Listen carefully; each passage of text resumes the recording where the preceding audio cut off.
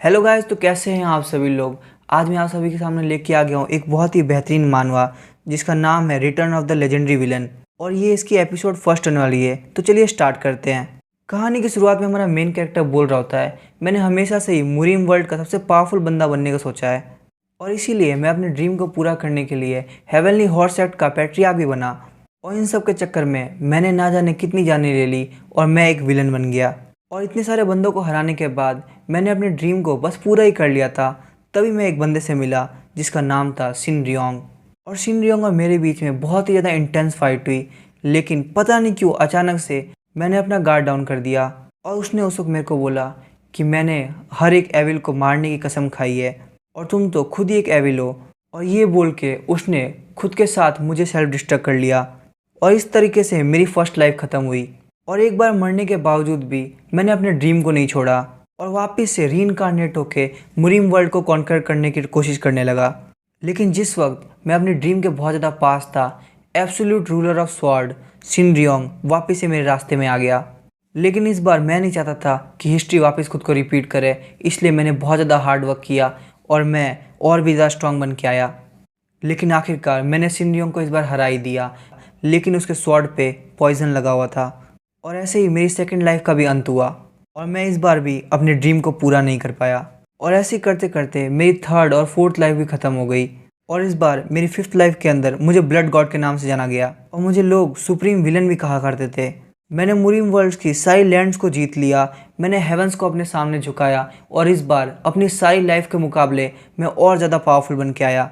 लेकिन अचानक फिर से मेरी लाइफ के अंदर शिन रियोंग की एंट्री हुई और उसने फिर से मेरा रास्ता रोकना चालू कर दिया।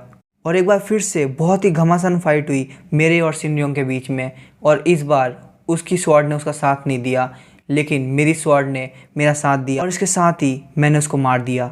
और जिस टाइम मैं अपनी जीत का जश्न मना रहा था उसी वक्त उसने मेरे को पकड़ लिया और धोखे से मेरे ऊपर सेल्फ डिस्ट्रक्शन यूज़ किया।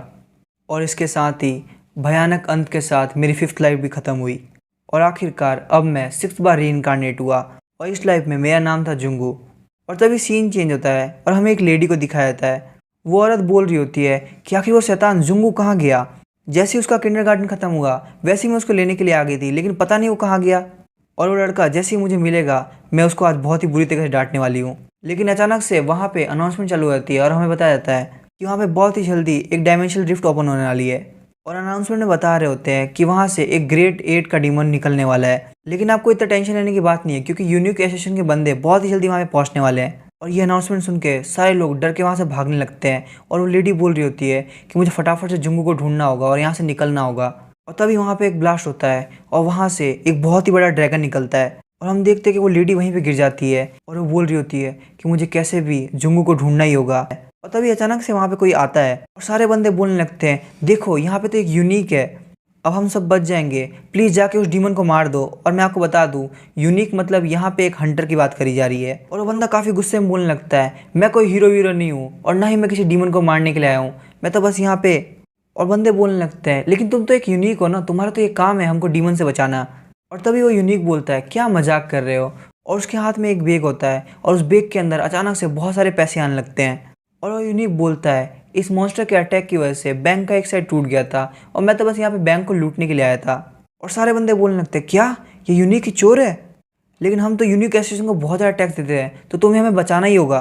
और वो यूनिक उन सारे लोगों पर अटैक करने लगता है और बोलता है कि यूनिक एसोसिएशन में तुम लोग की फ्री में हेल्प नहीं करती, तो आखिर मैं तुम्हारी फ्री में हेल्प क्यों करूँ। और सारे लोग बोलने लगते हैं, तो हम तुम्हारी ये न्यूज़ पूरी दुनिया को बता देंगे। और वो यूनिक उन लोगों पर वापस से अटैक करने लगता है। और फिर वो यूनिक बोलता है, एक बार मैं इस डीमन को ख़त्म कर दूँ उसके बाद तुम लोग की बारी है।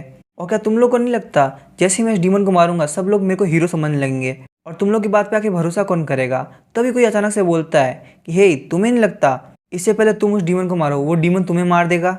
और हम देखते हैं कि वो एक बच्चा होता है और यही हमारा मेन कैरेक्टर है।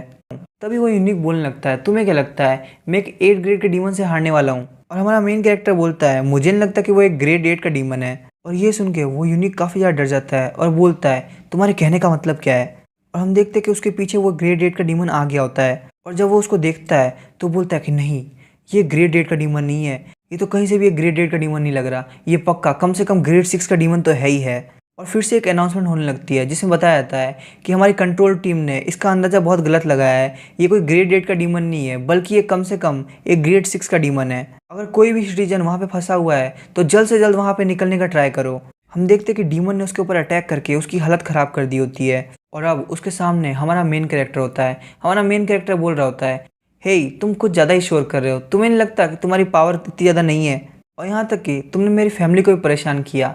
हम देखते हैं कि वो डीमन उसके ऊपर अटैक करने लगता है और बोलता है कि हाँ ये चीज़ तो मैं मानता हूँ कि तुम काफ़ी ज़्यादा स्ट्रांग हो, लेकिन अगर मैं तुम्हें बताऊँ, मैं अपनी पास्ट लाइफ में तुम जैसे ड्रैगन को कुछ भी नहीं समझता था। और वो बस एक ही पंच के अंदर उस ग्रेड 6 के डीमन को डिस्ट्रॉय कर देता है। और हमारा मेन कैरेक्टर बोलता है कि मैं इतना हार्ड ट्रेनिंग कर रहा हूँ, उसके बावजूद भी अभी तक मैं सिर्फ ग्रेड 2 पे पहुँच पाया हूँ। और वो बोलता है कि इस टाइम मैं बहुत ज़्यादा हार्ड वर्क करने वाला हूँ और अगर मैं शिन रियोंग से मिलूंगा तो इस बार मैं उससे बिल्कुल भी नहीं हारने वाला। फिर हमें स्टोरी बताने वाला बता रहा होता है कि 30 साल पहले अचानक से लोगों के पास कुछ सुपर पावर आने लगी और इस अर्थ के अंदर काफ़ी सारे अलग अलग चेंजेस होने लगे। और ये अजीब चेंजेस लोगों को बिल्कुल भी समझ में नहीं आ रहे थे।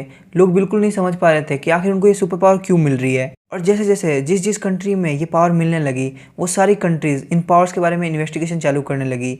और उन सारी कंट्रीज़ के बीच में अमेरिका ही वो कंट्री थी जिनको पता चला कि आखिर हम लोग पावर को इन्हेंस भी कर सकते हैं। लेकिन उस मेथड को उन लोगों ने सारी दुनिया से छुपाया। लेकिन अचानक से जब सारे लोगों को सुपर पावर मिली, उसके 10 साल बाद कुछ रिफ्ट्स ओपन होने लगी और उसके अंदर से काफ़ी सारे डीमंस बाहर निकलने लगे। और जो डीमन रिफ्ट के अंदर से बाहर निकले, उनके ऊपर ह्यूमन हथियारों का कोई भी असर नहीं होता। सिर्फ और सिर्फ जिन बंदों के पास सुपर पावर है, सिर्फ उनका ही असर उसके ऊपर होता है। और हम देखते हैं कि जहाँ पे हमारे मेन कैरेक्टर ने उस डीमन को मारा होता है, वहाँ पे एक बंदा आया होता है और वो बोल रहा होता है, इस डीमन की हालत देख के तो यही लग रहा है कि इसके ऊपर किसी हथियार का यूज़ नहीं किया गया है, बल्कि इसको सिर्फ रॉ पावर की मदद से मारा गया है। और उस बंदे का नाम होता है पाक सुंगो और वो यूनिक टीम का लीडर होता है। और वो बोलता है कि मैंने सीसीटीवी फुटेज को भी चेक किया, उसके अंदर मुझे सिर्फ एक 5 साल का बच्चा दिख रहा है, लेकिन मुझे समझ में नहीं आ रहा आखिर एक 5 साल का बच्चा एक रैंक 6 के डीमन को कैसे मार सकता है। लेकिन अगर हम देख सकते हैं तो यहाँ पे 5 किलोमीटर के आसपास की जगह में कोई भी और बंदा नहीं है, तो शायद से इस डीमन को मारने वाला ये 5 साल का बच्चा ही होगा। तभी उसको कोई आवाज़ देने लगता है, हे अंकल चलो लेट हो रहा है अब। और पाक सुंगो मन में सोचने लगता है, ये जो बच्चा है ये भी एक मॉन्स्टर बनता जा रहा है और दिन पे दिन इसकी पावर बहुत ज़्यादा बढ़ती जा रही है। और मुझे लग रहा है कि इस दुनिया के अंदर 2 मॉन्स्टर सेम टाइम में आए हैं। और हमें बताया जाता है कि जो बच्चा जिसने कि उस रैंक 6 के डीमन को मारा होता है, उसी का नाम होता है जुंगो, जिसको वो लेडी ढूंढ रही होती है। और जिंगवू बोल रहा होता है, सिंग रियोंग तुमने मेरे को हर लाइफ के अंदर हरा दिया, और मुझे लगता है क्योंकि इस लाइफ के अंदर मैं रीइंकार्नेट हुआ हूँ, इसका मतलब तुम भी पक्का रीइंकार्नेट हुए होगे। और हम देखते हैं उसके पीछे एक डीमन अटैक करने के लिए आगे बढ़ता है और जुंगवू सोचता है कि वो भी बहुत ज़्यादा स्ट्रांग है, तो मुझे अगर उसको हराना है तो मुझे बहुत ज़्यादा स्ट्रांग बनना ही होगा। और अचानक से वो उन डीमन के सामने गायब हो जाता है और पीछे से जाके उनके ऊपर बहुत तगड़ा अटैक कर देता है। और जुंगवू सोचता है इस बार मैं बहुत ही ज़्यादा मेहनत करने वाला हूँ और पिछली सारी लाइफों से बहुत ज़्यादा, और मैं उस सिंग रियोंग से बिल्कुल भी नहीं हारने वाला। तभी अचानक से उसको कोई आवाज़ लगाता है, हे जुंगवू। और हम देखते हैं कि हमारा जुंगवू एक गेम खेल रहा होता है और वो बोलता है कि हाँ। और हम देखते हैं कि ये उसकी मॉम होती है। वो बोलती है, मैंने तुम्हें मना किया था ना बार बार गेम खेलने से, और तुम बड़े होकर आखिर क्या बनोगे अगर तुम दिन भर गेम ही खेलते रहोगे। और जुंगवू बोलता है, हे मॉम ये कोई गेम नहीं है बल्कि एक ट्रेनिंग है। और उसकी मॉम बोलती है, आखिर ये किस तरह की ट्रेनिंग है, और कहीं तुम ये ट्रेनिंग बच्चों को मारने के लिए तो नहीं कर रहे। और उसके बाद वो अपना गेम रखने लगता है और बोलता है कि मॉम मैं आपको प्रॉमिस करता हूँ मैं आज के बाद कभी भी इस गेम को नहीं खेलूंगा। और उसकी मॉम बोलती है, क्या सच में? बोलता है कि हाँ मॉम मैं आपसे झूठ थोड़ी ना बोलूँगा। और फिर उसकी मॉम काफ़ी सीरियस शक्ल बनाते हुए बोलती है, तो पक्का तुम इस गेम को नहीं खेलने वाले ना? और जुंगू बोलता है कि हाँ मॉम मैं आपको प्रॉमिस करता हूँ मैं पक्का इस गेम को नहीं खेलने वाला। और वो काफ़ी ज़्यादा डर गया होता है। फिर उसकी मॉम वहाँ से जाने लगती है और बोलती है कि ठीक है तो फटाफट से नीचे आ जाओ क्योंकि खाना तैयार है। और जुंगू सोच रहा होता है कि लास्ट लाइफ के अंदर मैंने हमेशा सिर्फ लोगों को मारने का ट्राई किया और उनको टॉर्चर करने का ट्राई किया और पूरी मुरीम वर्ल्ड पे कॉन्कर करने का ट्राई किया, लेकिन कभी भी मैंने ऐसी लाइफ नहीं जी। और हम देखते हैं कि उसकी मॉम उसको बोल रही होती है सारे कैरेट्स वगैरह खा जाना और कोई भी सब्जी छूटनी नहीं चाहिए। और हमारा जुंगवू चुपचाप वो सब खा रहा होता है। तभी हमें जुंगवू के स्कूल का सीन दिखाया जाता है। वहाँ पे बच्चे बात कर रहे होते हैं, हे क्या तुम सच में ये करने वाले हो? और वहाँ पे एक फेकू लड़का होता है, वो बोलता है कि हाँ मुझे बिल्कुल भी उस जुंगवू से डर नहीं लगता, मैं इस बार उसको बहुत बुरी तरीके से मारने वाला हूँ। और हम देखते हैं कि 2 लड़के उसके पास में खड़े होते हैं और उनमें से एक लड़का बोल रहा होता है, क्या सच में कैंगचुन तुम जुंगवू को हरा सकते हो? और दूसरा लड़का बोलता है कि तुम्हें अगर भरोसा नहीं है तो तुम्हें उसको चैलेंज नहीं करना चाहिए, तुम जानते ना वो सबसे ज़्यादा पावरफुल है हमारी क्लास के अंदर। और फिर कैंगचुन बोलने लगता है, हे तुम लोग को नहीं पता क्या मेरी फैमिली कौन है? मेरे ब्लड के अंदर गोल्डन रिवन क्लैन का ब्लड दौड़ रहा है और वो उन 8 क्लैन में से सबसे ज़्यादा स्ट्रॉन्गेस्ट क्लैन है। और वो दोनों लड़के बोलते हैं कि हाँ वो बात तो है, लेकिन तुम जितनी बार भी जुंगू को चैलेंज करते हो तुम हर बार उससे हार जाते हो। फिर कैंगचुन बोलने लगता है हाँ हाँ वो तो है, कोई बात नहीं, वो सब पास्ट की बातें हैं, लेकिन इस टाइम मैं कुछ अलग सीख के आया हूँ और इस टाइम मैं उससे पक्का नहीं हारने वाला। क्या मैं तुम लोग को दिखाऊं कि मैं कौन सी टेक्निक सीख के आया हूँ। और फिर वो अपनी गोल्डन रिवर फैमिली का स्टील ब्लड फिस्ट का यूज करने लगता है और वो बहुत ही तगड़ा पंच एक पेड़ की तरफ मारता है और उसके पावर की वजह से वो पूरा का पूरा पेड़ वहीं पे गायब हो जाता है। और वो दोनों लड़के काफ़ी ज़्यादा खुश हो जाते हैं, बोलते हैं वाह तुम्हारी पावर तो काफ़ी ज़्यादा बढ़ गई है और हमें पक्का लगता है तुम्हारे किंडरगार्टन के अंदर सबसे ज़्यादा स्ट्रॉन्गेस्ट बन चुके हो, तुम जुंगू को हरा सकते हो। और फिर कैंगचुन बोलने लगता है तुम लोग को मैंने बोला नहीं था, मेरे अंदर गोल्डन रिवर क्लैन का ब्लड दौड़ रहा है। और कैंगचुन मन में सोच रहा होता है कि हे जुंगू मैं तुम्हें बिल्कुल भी नहीं छोड़ने वाला। और फिर कैंगचुन सोचने लगता है कि जुंगवू मैं तुम्हें बिल्कुल भी नहीं छोड़ने वाला, तुमने मेरे को बहुत ज़्यादा बेइज्जत किया था यूहारा के सामने। फिर वो दोनों लड़के बात करने लगते हैं, लेकिन तुम लोगों को क्या लगता है इसमें जुंगवू आएगा।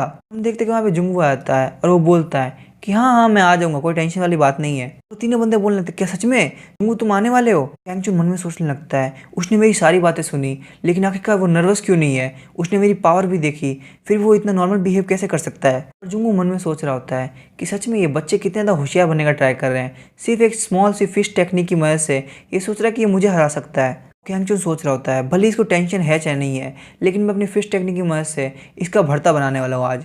और जुंगू सोचता है कि तुम भले कोई भी टेक्निक सीख लो, लेकिन तुम जिंदगी में कभी मुझे नहीं हरा सकते। अब इसके आगे क्या होगा वो हम नेक्स्ट एपिसोड में जानेंगे। वीडियो पसंद है चैनल को सब्सक्राइब करके वीडियो को लाइक कर देना। Thank you.